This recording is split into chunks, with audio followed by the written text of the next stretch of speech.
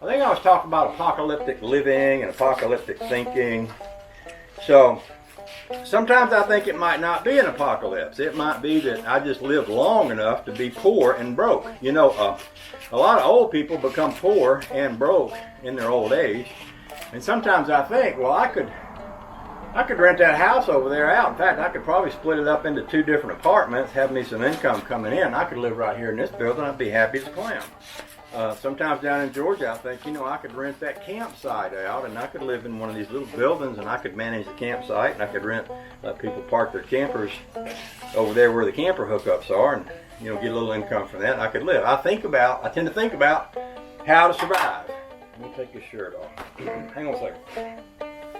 Oh, don't look at my belly button now, because I don't want people looking at my tummy. I'm self-conscious about that there. By the way, talking about surviving, this shirt is a good example. Used to be a restaurant in Camden that had been there for like 100 years. It was called Cappy's. It was old school restaurant. It was greasy. It was a Greasy Spoon restaurant.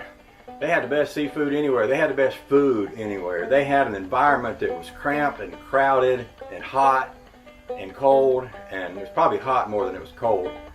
And somebody with a lot of money came and bought it, wrecked it, just completely destroyed it, and turned it into something that to me looks like a McDonald's that serves seafood. I mean, they just ruined it. They just ruined it, plain ruined it. And they probably had to.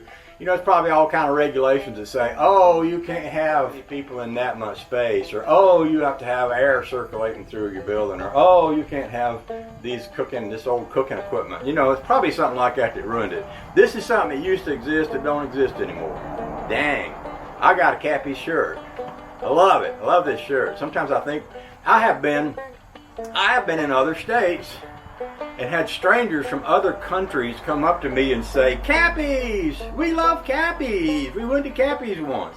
I've often thought I could probably sell this shirt on eBay and make money on it, because everybody loved Cappies, which is gone now, and it ain't never coming back. That place was built out of pieces and parts from old schooners and stuff like that. Up in the rafters, you could see the beams that they'd torn, you know, when they had old ships that they had to rebuild or take apart, and they put a piece of old ship right into the building. It was just an amazing place.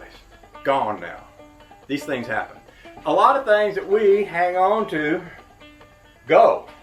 You know, 57 Chevy. How many of you okay, I'll go a little, some of you ain't as old as me, but how many of you, either when you were young adults or kids, your mama or your wife was driving a 67 Camaro?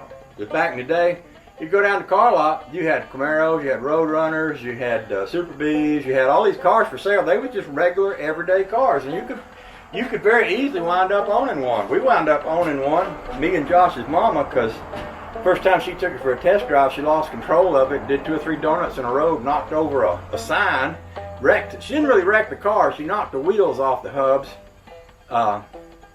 and I think she might have broke a couple of those wheels.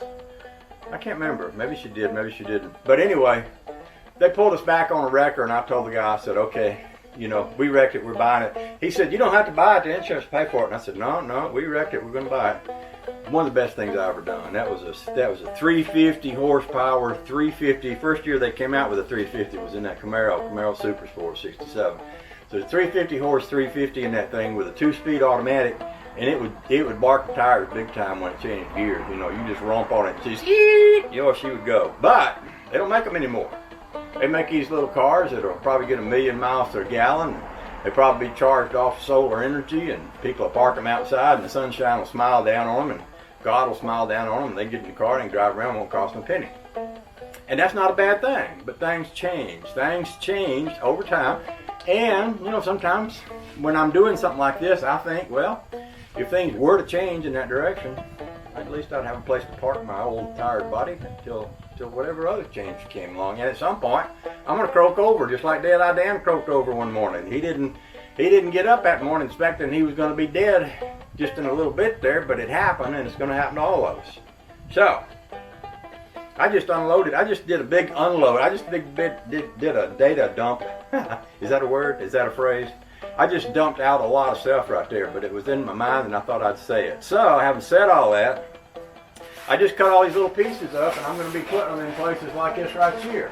See where the light shines through, and you put that right up there, and it'll stop that hole up, and then I won't have cold air coming through it. So that's what I'm doing to make it a better world.